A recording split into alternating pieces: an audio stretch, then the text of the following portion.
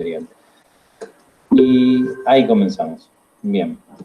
Cualquier duda, prendan el micrófono y hablen porque vamos, yo ahora voy a poner compartir pantalla y no me deja ver esto, digamos, de acá donde están ustedes. Yo le pongo compartir todo.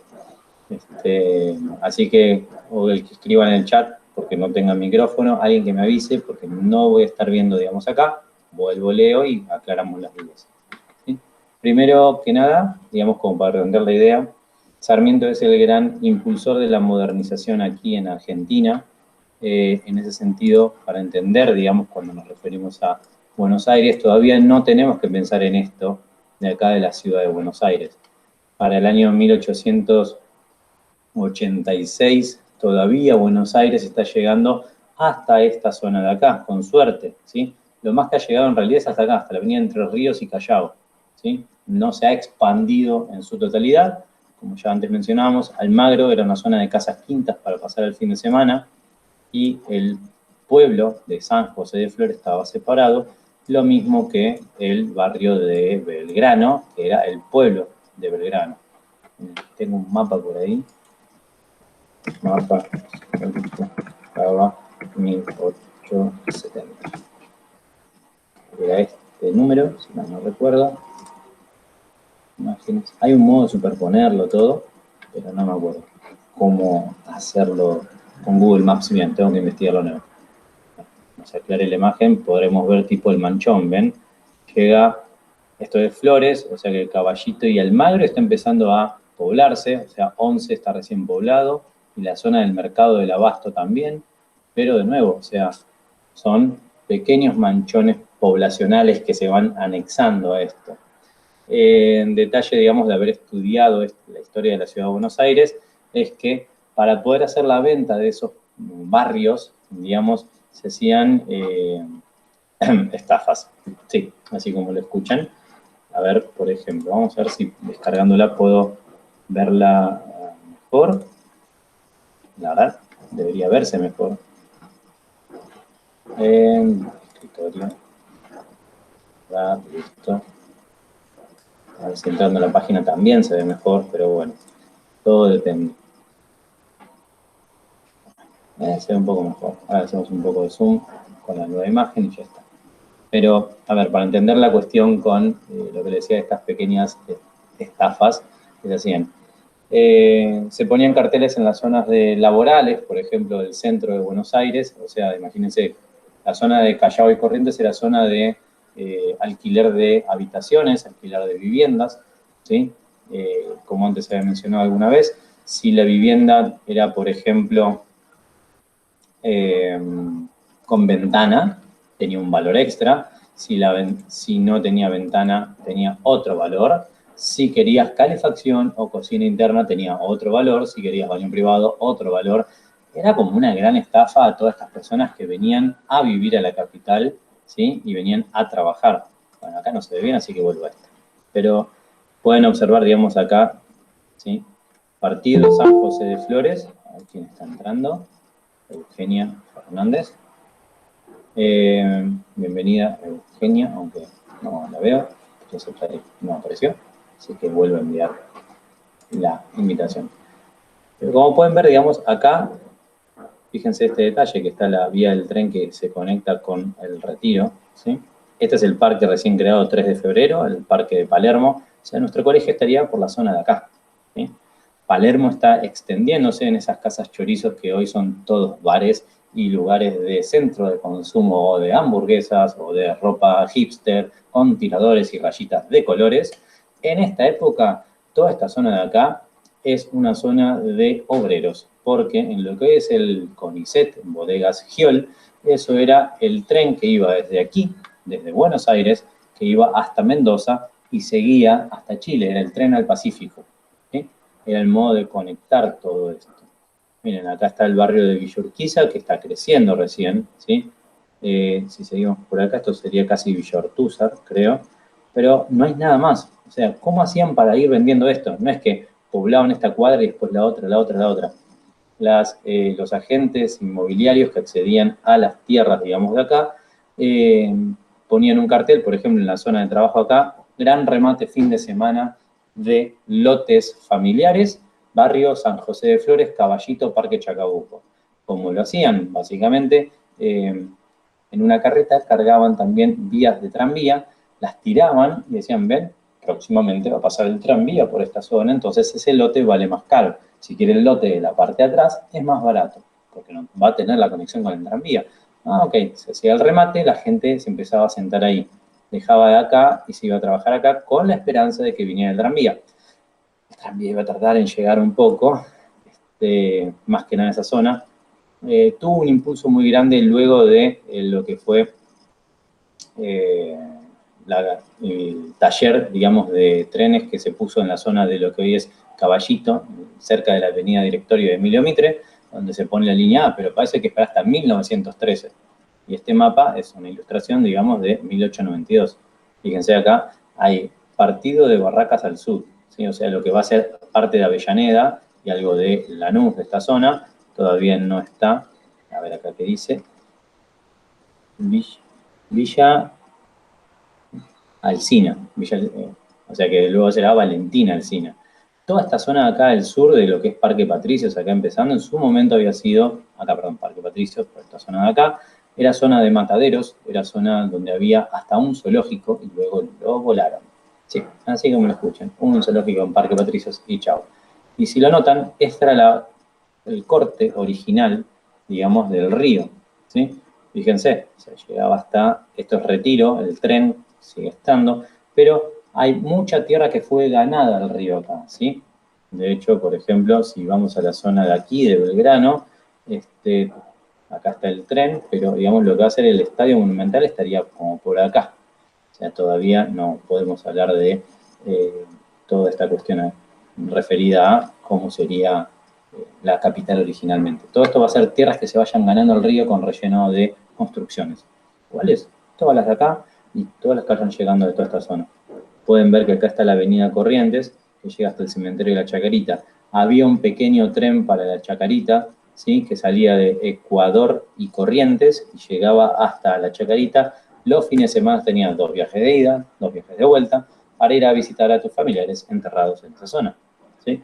Acá tienen el arroyo Maldonado, que es el que está bajo la Juan B. Justo, entonces, como decíamos, nuestro colegio está como por acá, ¿sí? Esto tiene que ser contado también para darle una relevancia, entender cómo es la población de Buenos Aires en este momento. Estamos hablando de 1886, en realidad, para la ley de Avellaneda que impulsa la inmigración, pero durante toda la que es la expansión económica, política, social que va a tener la Argentina, Sarmiento fue el primer gran civilizador, por decirlo de algún modo, no por el hecho de decir, bueno, sí, matemos a todos los originarios, matemos a todos los descendientes de afrodescendientes o matemos a todos los gauchos. Lo que tenemos que hacer es civilizarlos, porque era la corriente positivista, digamos, de pensamiento de la época. Hay que analizar siempre al sujeto en su contexto, ¿sí? No se puede decir Sarmiento era un neandertal, porque no sería correcto. El modo de pensar de la época, en las corrientes filosóficas de Europa, hablaba de lo que se llama el antropocentrismo, el hombre como centro, pero también esta cuestión de civilización y barbarie, en la cual hay civilizaciones más evolucionadas, que tienen la luz del saber, y su voluntad sobre el resto del mundo debe ser llevarles, entre comillas, un cacho de civilización. Aunque ese cacho de civilización tenga forma de arma y le digan, miren por este canito, y le disparen en el medio de la frente. Por ejemplo, el Imperio Británico, conquistando la India, conquistando África. África casi la conquista de norte a sur completo, salvo por Alemania, y creo que Bélgica le pusieron 2 estados tapón ahí, y no pudo anexionar el norte a sur con una línea de tren porque le pusieron 2 estados ahí en el medio. Aporte significativo de Sarmiento, habíamos mencionado, por ejemplo, el tema del telégrafo. Uno dirá, ¿qué importa el telégrafo? Bueno, es una red social de la época, es como el Telegram, nada más que un poquito más lento. Tiende ese cable con Europa y se conecta con Estados Unidos.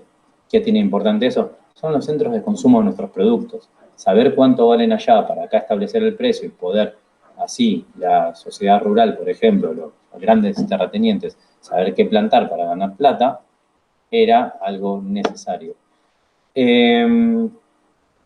Ahora la otra cuestión acá es el tema de... ay, se me está yendo la mente, qué feo cuando pasa eso. Sarmiento no va a ser tan malo en ese sentido porque va a impulsar colonias agropecuarias. ¿Sí? A ver quién está entrando. Oriana, ahí está. Bienvenida, Oriana, cuando sea que esto decida que entres. ¿Sí? Las colonias que va a impulsar Sarmiento van a ser, por ejemplo, una en Pihue, provincia de Buenos Aires. Vamos a ir al mapa. No, ¿dónde lo tengo? Acá, Google Maps. Pihue.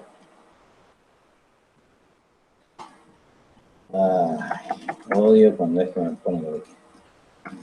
¿Qué es lo relevante de Pihue? Pihue es una colonia agropecuaria creada por Sarmiento, el cual, digamos, establece que cuántas parcelas tiene que tener cada inmigrante que llegue a este pueblo. Y la mayoría de las personas que llegan acá a este pueblo de Pihue, en provincia de Buenos Aires, van a ser de origen francés. Y tienen una fiesta tradicional en Pihue, que es la fiesta nacional del omelette, omelette du fromage, ¿sí?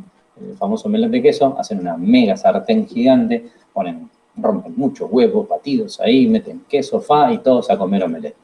En este pequeño poblado de acá, digamos, Sarmiento impulsa la colonización agropecuaria de un modo más equitativo, es decir, que no se concentre la propiedad en una gran propiedad, en un gran monopolio, sino que justamente haya un modo de distribución de la tierra y que trabajen todos.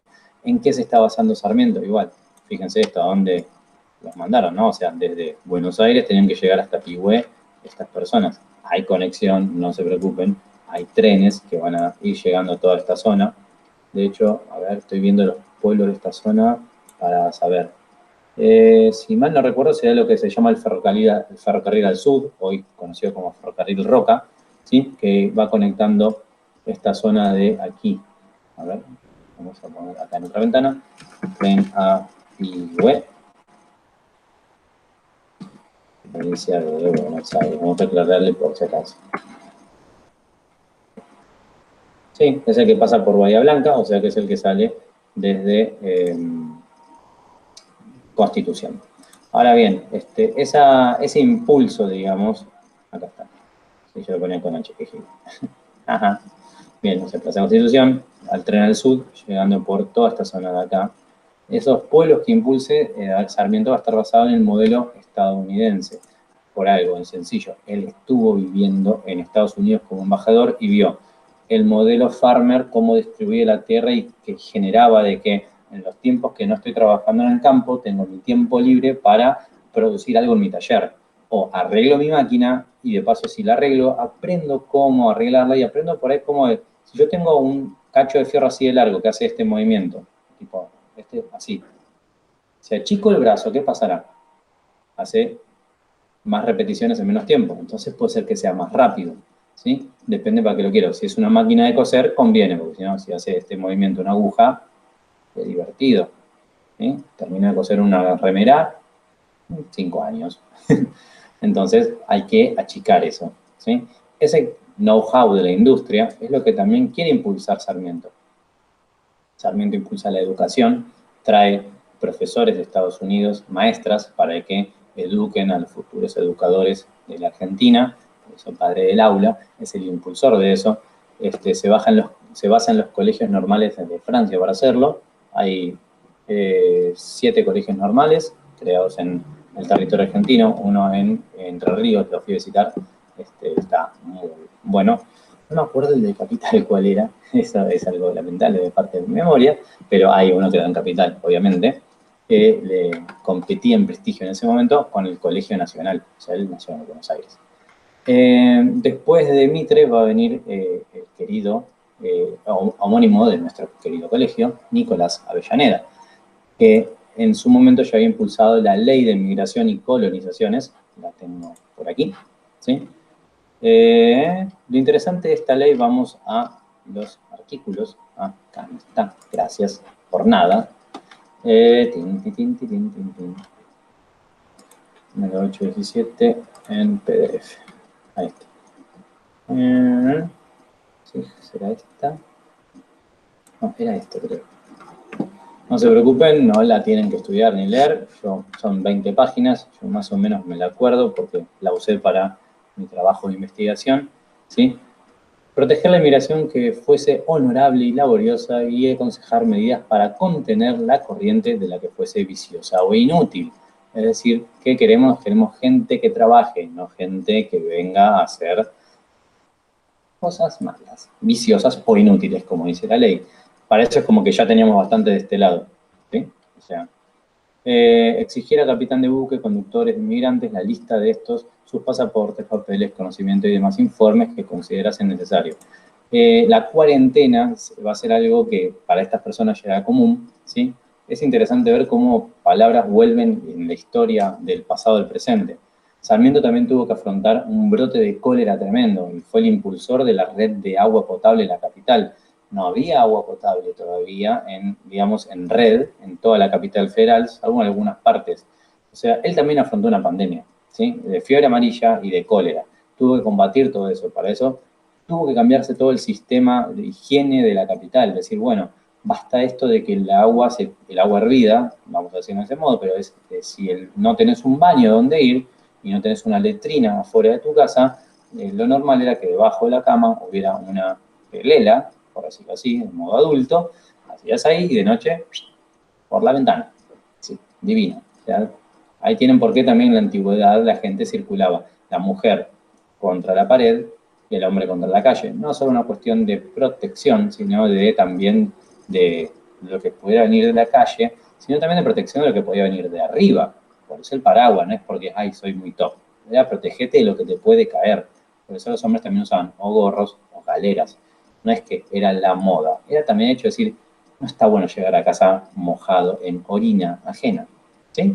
Sí, iu. Pero bueno, era lo que pasaba. Lo normal es que gritaran, ¡agua va! Y afuera. Bien. La ley también impulsa por este lado, por ejemplo, proveer por cuenta de la nación al embarco y el transporte de los inmigrantes que quisieran internarse. Es decir, si venían medio para irse al interior, si no es que internarse en un hospital, o sea, sino de que quiera ir para adentro, el Estado le iba a pagar ese boleto, es un boleto de ida. Después, armate y trabajá, ¿sí? Y a ver, ¿dónde está? El más interesante es este. A ver, si ponen control F, tierra. Vamos a ver, sale 43 veces la palabra tierra. Dirigir la inmigración a los puntos percutivos, la oficina de tierras, colonias, designarse para colonizar. Después, hacer por medio de a su alcance propaganda continua a favor de la inmigración a la República Argentina, dando a conocer sus condiciones físicas, políticas, sociales, ramos principales de industria, poca, su sistema de colonias, ventajas ofrecidas, el precio de la tierra, o sea, si tenías plata podías venir a comprar la tierra, ¿sí? Pero no es que el Estado te la daba, ya estaba como repartida. A ver, recabar los programas pensiones, subsidios en tierras, dinero, objetos de valor, emplearlos en beneficio de inmigrantes. Y también, no me acuerdo qué artículo era ahora, concesión de tierras, buques, etcétera. No, esto no. Del desembarco de los inmigrantes. Esto es lo que me refería con el tema de la cuarentena. Los barcos tenían que llegar y esperar, digamos, en el antepuerto. Esto que se ve acá, ¿sí? Este puerto, acá hay una dársena, ¿sí? Se los hacía esperar aquí afuera a los barcos durante 14 a 40 días, dependiendo, ¿sí? Salía un botecito, subía, inspeccionaba que no tuvieran piojos, que no tuvieran gripe, que no tuvieran ninguna enfermedad. Después de un periodo de tiempo, cuando eso se decretaba que el barco estaba sano, podía ingresar al puerto y descargar a las personas. ¿Sí? Donde lo hacía, en esta zona de acá, estaba el famoso Hotel de Inmigrantes. ¿Sí?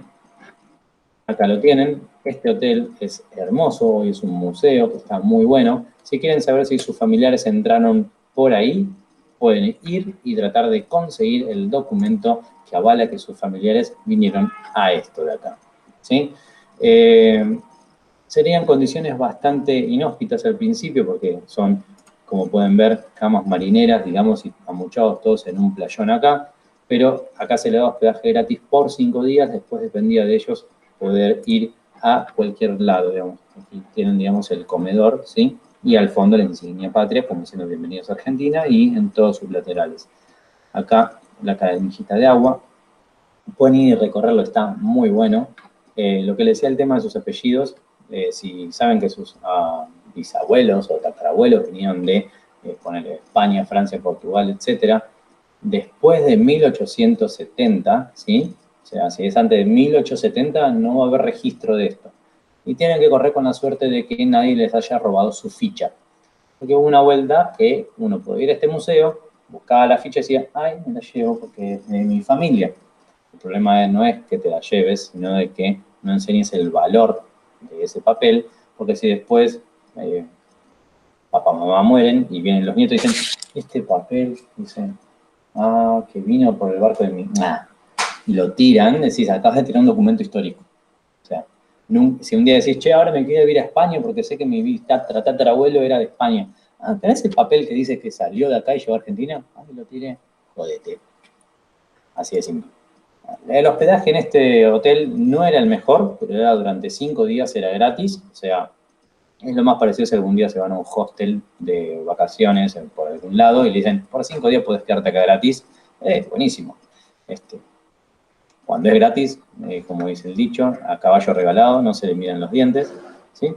Pero digamos que las condiciones no eran las mejores. Como pueden ver, los barcos llegaban a este costado, no este de buquebús, obviamente, pero bajaban por aquí, ingresaban acá al hotel, acá se pueden quedar 5 días, y esto nos sirve para ver acá. De acá había tranvías que conectaban con todo Buenos Aires, cosa de salir a buscar trabajo. Dentro de acá también había lo que eran las sociedades de socorro mutuo. Estaba la sociedad italiana, la sociedad española, la sociedad cantábrica. Después como que se iban dividiendo. Estaban los catalanes, estaban los que eran más de otra parte de España, más de otra parte de Italia, más de otra parte de Francia, etc. Diciendo, bueno, está bien, porque nos conocemos más por esos lados. Entonces, con Nicolás Avellaneda, la parte positiva, digamos, podemos decirlo, que es esta, digamos, ley que impulsa la inmigración, ¿sí? Ahora vamos a entrar en los pequeños detalles que no son, como decimos siempre, tan agradables a lo que es las presidencias. Para mí, digamos, mi postura, tanto como profesor como no profesor, digamos, como ser humano, ¿sí? Soy un ser humano.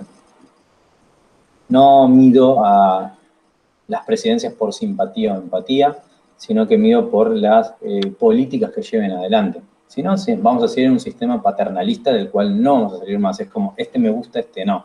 Este sonríe, este no. Este tiene ojitos claros, este no. Este es un tío copado, este no. Hagan la referencia con el presidente que ustedes quieran, etc. Y la verdad lo que hay que medir son las políticas que van a aplicar, no las... si me sonríe bonito o si se saca una selfie conmigo. Si vamos a medir una presidencia por eso, avisen. Si el primo sáquense una selfie conmigo, me postula presidente, vamos que va. O sea, medio absurdo de ese modo.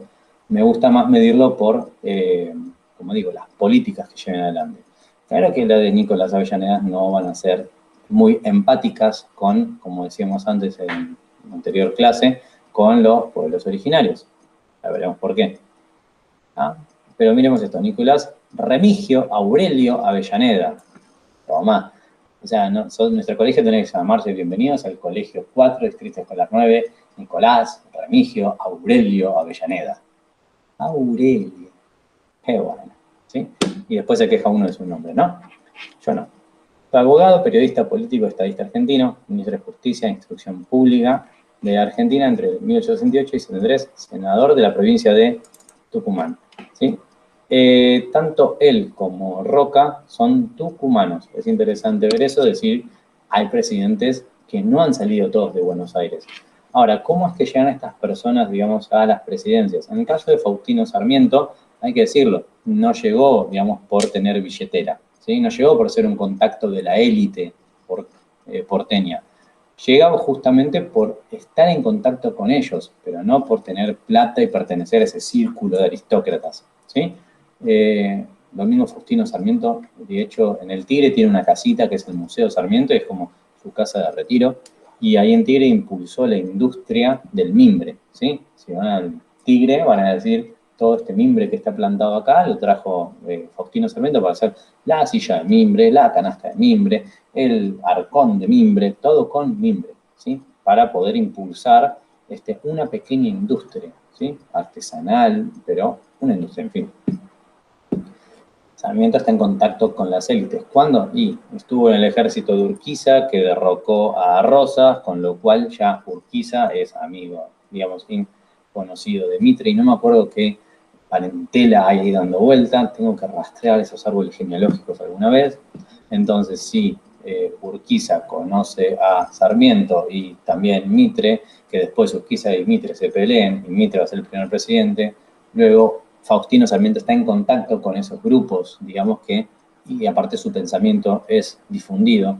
Tiene una frase célebre que es: las ideas no se matan, ¿sí? Dicho sea de paso, es así. Vos podés aniquilar a la persona, pero si la persona dio a conocer su idea no va a morir en tanto y cuanto se siga reproduciendo hacia adelante. En el caso de Mitre, de Avellaneda, presidente de Avellaneda, obras de gobierno, y es una gran ventaja tener esto así. Sanción de la inmigración, creación de la Casa de la Moneda. Por primera vez se unifica lo que es el criterio para impresión de billetes. Hasta antes de la presencia de Avellaneda, cada provincia tenía, digamos, la posibilidad de imprimir su dinero. Eso no es algo bueno porque es como decir, bueno, necesito más plata, control P, salen billetes, tomen. Eso genera que, al saberse que hay más billetes dando vuelta en el mercado, los precios van a subir, porque implica que hay gente que puede consumir más. Ley de aduanas. Aumenta un 40% de derechos de importación de productos industriales. Habría que ver qué productos industriales están, después lo investigaré y se los pasaré para poderlo bien. Importante crecimiento de la red ferroviaria, ¿sí? Y fuerte reducción del gasto público, despidiendo empleados y bajando los salarios. A ver, dice más elementos. Vamos a verlo por separado. Y, a ver, dato de color. ¿Cómo murió? No dice, pero fue el 25 de noviembre de 1885. ¿Sí? Avellaneda por la educación, la Universidad de Buenos Aires, el Colegio Nacional Montserrat y la Universidad Nacional de Córdoba. ¿Sí? Fue uno de los impulsores de la universidad, que pasa a ser, creo que la Universidad Nacional de Córdoba, antes era la Universidad de Córdoba. Y vamos a hacer así, siempre imágenes es muy aclaratorio de las cuestiones, porque ya hizo un gran trabajo antes y hay que chequearlo igualmente, ¿sí? No siempre se guíen por todo lo que aparezca en internet. Vamos por acá. Ley de amnistía.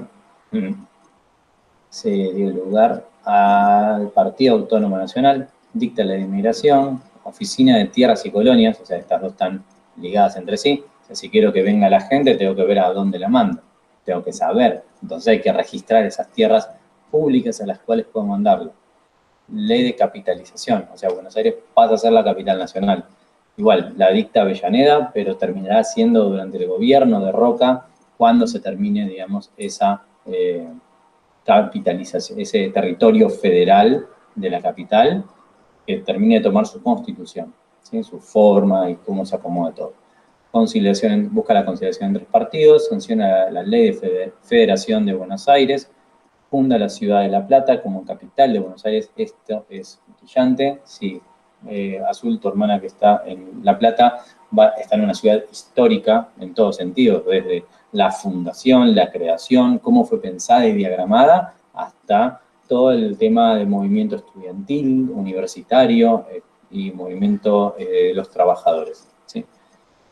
Comenzó un tiempo histórico sin guerras civiles, o sea, hasta Sarmiento, digamos, tenemos algunos enfrentamientos y de hecho el aniquilamiento del Chacho Peñalosa corresponde para lo último de la época de Mitre y primeros días de Sarmiento. Y la campaña del desierto, que siempre hay que problematizar sobre esto, que es campaña del desierto. Campaña es un movimiento de un ejército, y si va a un desierto, ¿por qué mueves un ejército a un desierto? La pregunta era: ¿desierto de qué? Desierto de occidentales, desierto de capitalismo. Entonces se pasa a mover el ejército para correr a los pueblos originarios. Como dice, campaña militar llevada a cabo por el gobierno de la República Argentina contra el pueblo de la cultura mapuche y tehuelche, entre otros, ¿sí? con el objetivo de ejercer un real dominio sobre el territorio de la región pampeana patagónica, reclamando que la Argentina reclamaba haber heredado de España, pero hasta ese entonces permanecía bajo control indígena de diversas tribus. Ahora vamos a pasar acá. Campaña al desierto. Corregime, gracias. En el Museo Histórico Nacional, en el parque... este que está cerca del puerto, Parque Lezama, está este cuadro en gigante y se puede ver un detalle muy interesante que es, a ver si podemos verlo. Sí, aquí en las manos tendría que estar, acá no se ve. A ver.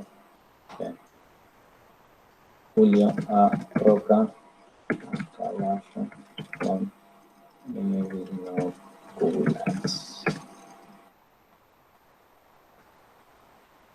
Bueno, ¿qué carajo me estás? Gracias, hay que preguntarle mejor. Julio Roca a caballo. Que me aparece ahora. Bien.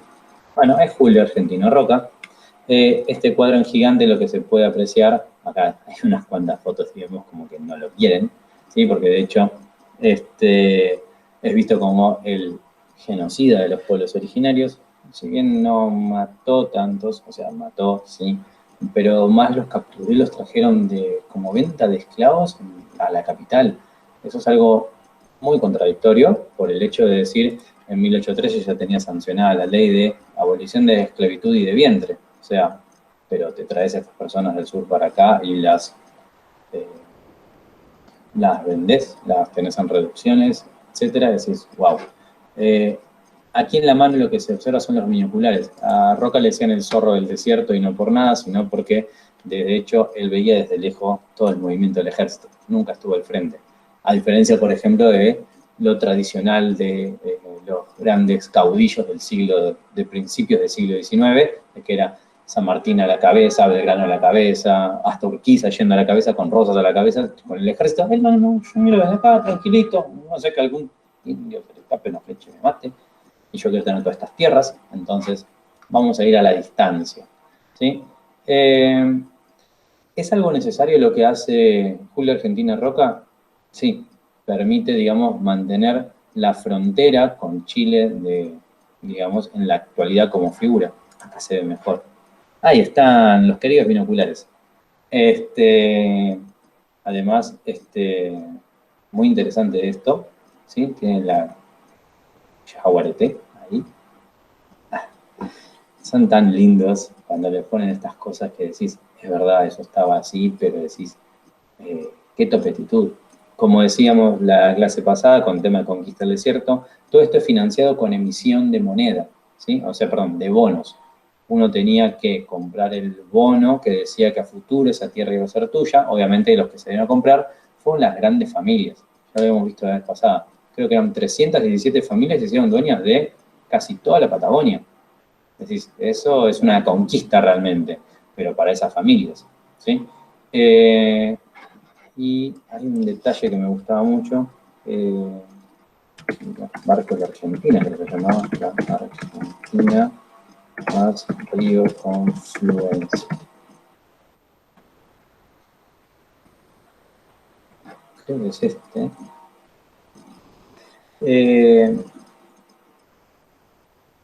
Creo que, a ver, conquista,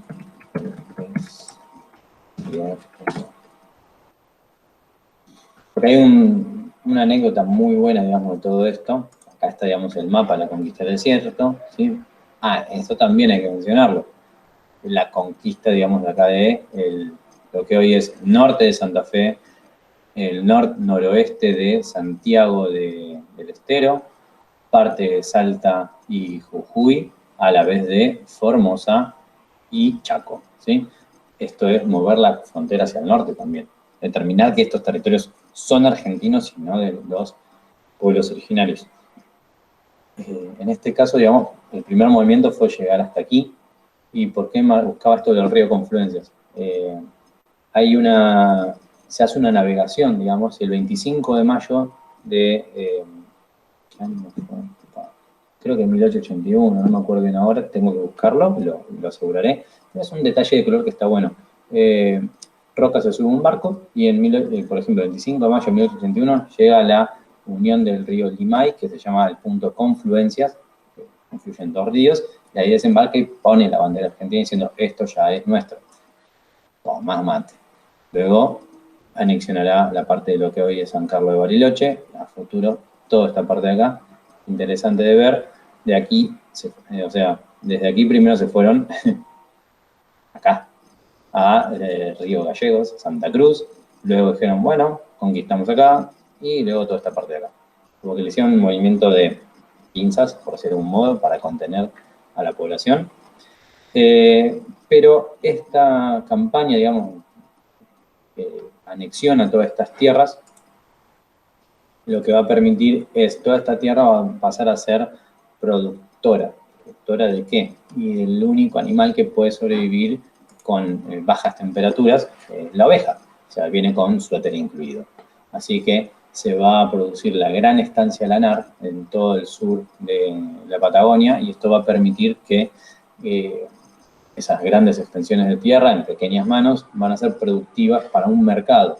Obviamente la lana tenía un mercado ya predestinado, la oligarquía está en el gobierno y que está no solo en el poder político, sino en el poder económico, van a ligar todo eso de un modo con el mercado internacional, que es el Reino Unido, o sea, Inglaterra está pidiendo lana. Argentina va a responder siempre a las demandas del Imperio Británico en demandas económicas, me refiero, por ejemplo, lo primero que se hizo fue mandarles el trigo para que ellos puedan tener pan y comer, ¿sí? No, la típica que decimos es, se mandaba el trigo y nos devolvían el pan. No, no tiene sentido. O sea, nosotros producimos pan acá, pero Inglaterra quería el trigo para ellos, producir el pan y darle comer a sus obreros. Una vez que tuvieron eso, pidieron, bueno, ya tenemos el trigo, ahora queremos carne. Por eso después la expansión a la pampa, digamos, con toda, digamos, la producción agropecuaria y la vaca, básicamente. Luego de la vaca viene el tema de la lana. Entonces, se conquista eso. Y después seguimos alimentando a Reino Unido así sucesivamente. ¿Cómo están? Los mareé mucho, están bien, abran los micrófonos y hablen, ¿qué les parece? O sea, no hay problema acá ahora. Igual recuerden que está grabando y todo puede ser utilizado en su cuenta. ¿Siguen vivos?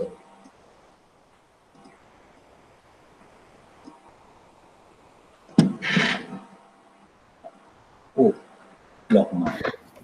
Bueno, algunas cosas sí me marearon, como partes Sí. de los detalles y demás, o al principio cuando mostrabas lo del mapa, pero porque no tengo idea dónde está nada. Pero creo que algunas ideas básicas sí tengo de las presidencias y demás que nombraste. Sí. A ver, los detalles los aporto como para salir de la convencionalidad de, bueno, estas son las cosas que hizo el presidente, estas son las cosas que hizo el presidente. Me gusta situarnos en el mapa, voy de nuevo por si acaso, tiki, acá. Situarnos en el mapa es, por ejemplo, a ver,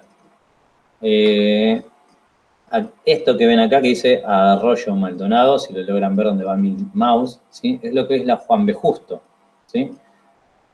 Entonces, si este es el Arroyo Maldonado, nuestro colegio, si seguimos como una línea imaginaria que esto fuera, por ejemplo, Niceto Vega, nuestro colegio está como por acá, o sea, en 1892 no existe la Avellaneda, ¿sí? Nuestro colegio es de principios del siglo XX.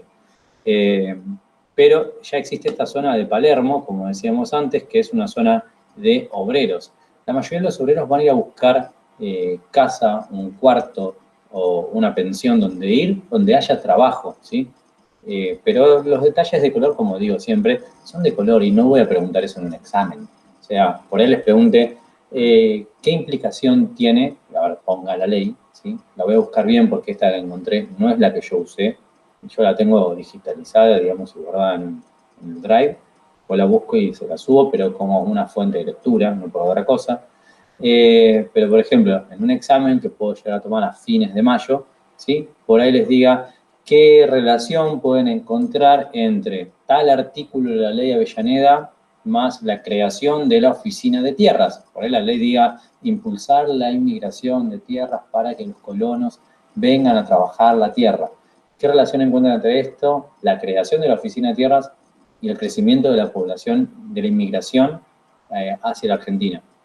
Y me pueden decir, bueno, la relación que hay entre estas cuestiones es que si no se impulsaba la inmigración, no iba a venir gente que trabajara la tierra, ¿sí? Entonces el modelo agroexportador se vería bastante limitado en su crecimiento, ¿sí? Eso voy a buscar. No voy a decirles, chicos, a ver, díganme, ¿de dónde a dónde iba el tren que iba a la Chacarita? ¿Sí? No les voy a decir, che, díganme que era de Ecuador y Corrientes hasta la Chacarita. Si tomo eso, los estoy matando, porque no aparece en ningún libro de historia de secundario, aparecen libros específicos, ¿sí? No se preocupen, que yo solo evalúo sobre los trabajos prácticos que hacemos y sobre el material que está de consulta en el aula virtual, no sobre los detalles de color del video que puedo dar acá. Eso lo doy para el hecho de decir, bueno, tenemos algo distinto, porque si no es como, ah, sí, me pongo de nuevo. Estaba, de hecho tengo que abierto el libro, ¿sí? Pero no quise basarme en el libro, porque tampoco les voy a tomar en el examen, por ejemplo, díganme qué significa la eminencia de Felipe Varela y su proclama. No. ¿Es importante saber de Felipe Varela? Sí, de hecho estuvo en el, creo que trabajo práctico. Pero es como las últimas resistencias del interior contra un poder central de Buenos Aires, pero llama también a rebelarse contra la guerra del Paraguay, contra una guerra interna que se estaba desatando, porque era una guerra no querida, nadie quería la guerra con el Paraguay. De hecho, Mitre fue porque se sabe de que hubo relaciones con Inglaterra diciendo como aniquilen a ese país industrial porque va en contra de mis intereses. Hay hasta una carta de un embajador. Siempre digo lo mismo, tengo que buscarla para tener esa fuente histórica y decir, ven, no fue al azar. Pues acá tenemos lo de Faustino Sarmiento, la labor educativa, la Escuela Normal de Paraná, ahí está. Pero nada, o sea, esto también lo tuvieron como trabajo práctico. Yo evalúo sobre eso, no voy a evaluar, por ejemplo, esta cuestión de decir, bueno, ¿y de dónde nació Nicolás Avellaneda? No, nunca, de mi parte. Si algún día me ven que lo hago, pueden entrar al aula, si yo no son mis alumnos, y golpearme así en la nuca y decir, dejá de hacer eso. Yo decir, oh, sí, y listo. ¿Bien? Estos acuerdos limítrofes son también impulsados por el hecho de nos movimos hacia el sur, entonces hay que decir, hay una montaña, de qué lado a qué lado corresponde a cada uno, ¿sí? Porque son las montañas, pero de qué lado es Argentina, de qué lado es Chile. En fin, y no mucho más, o sea, hay una crisis económica venidera, pero no lo tomo, digamos, como un examen a ver de cómo golpeó esto a la presidencia, o sea, hay que entender eso que decía, digamos, lo que había encontrado, que decía, che, va a bajar los sueldos de los empleados públicos. ¿Por qué? Y porque entra menos plata, no porque le pintó, ¿sí? O sea, en términos actuales sería, no es porque era Macri, es como, recaudó menos plata, entonces tengo que recortar sueldos, punto. En eso puedo decirse que no estaba bien recortar los sueldos, pero peor hubiera sido salir a pedir deuda para pagar sueldos. Porque vos salís a pedir deuda una vez para pagar un sueldo de hoy. Vos tenés que pagar sueldo hoy, el mes que sigue, el que sigue, el que sigue. Entonces, a veces la peor decisión es recortar un poco el sueldo de toda la planta de trabajadores, pero es preferiblemente eso a endeudarte a futuro sin saber si vas a poder recaudar lo mismo y poder pagar esa deuda que estás contrayendo. Que dicho sea de paso, las deudas siguen existiendo en Argentina desde hace mucho tiempo. Así que bueno, ¿alguna otra cosa que les haya quedado en el tintero? Por favor, díganme. ¿Alguna duda? Lo del mapa, ok, ya me quedó en claro, marea un poco, pero me gusta situarnos y entender dónde va la gente y a qué va la gente. Por eso a mí. O sea, ustedes es como para tratar de atraparlos un poquito y que no me estén babeando el teclado en este momento.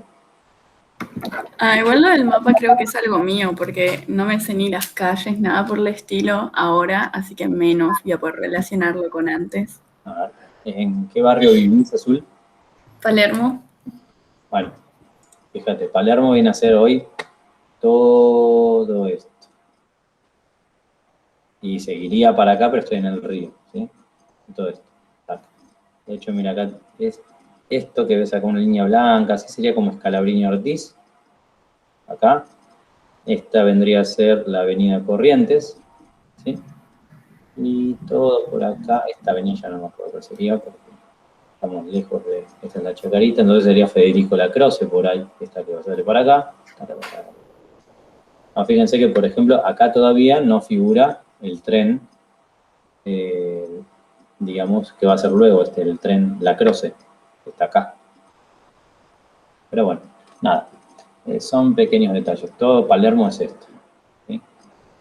Fíjense cómo empezó la población. La población se centró en esta parte de acá, porque también hay un detalle de color, obviamente. El tranvía estaba en esta zona y era muy caro viajar, así que mucha gente prefería pagar por ahí un alquiler caro, pero estar cerca de su zona de trabajo e ir caminando, porque era algo sencillo. Si vivo cerca y pago más caro, me ahorro el boleto y voy caminando. Es como si le dieran la opción a ustedes de vivir cerca del colegio, obviamente no lo harían, pero si dijeran, che, si vivís cerca del colegio, tenés asegurado un 7. Medio raro ese tipo de poner notas, pero bueno, es como para que puedan comprender de que vivir cerca del lugar de trabajo está copado. A mí me gustaría, pero sé que llegaría tarde siempre, porque es la desventaja del que vive cerca. No, sí, ahora voy. 8:30, llego tarde. Pero bueno, en fin. Ahora sí dejo de grabar, cosa de que si quieren hacer algún comentario off the record, no tengan ningún problema.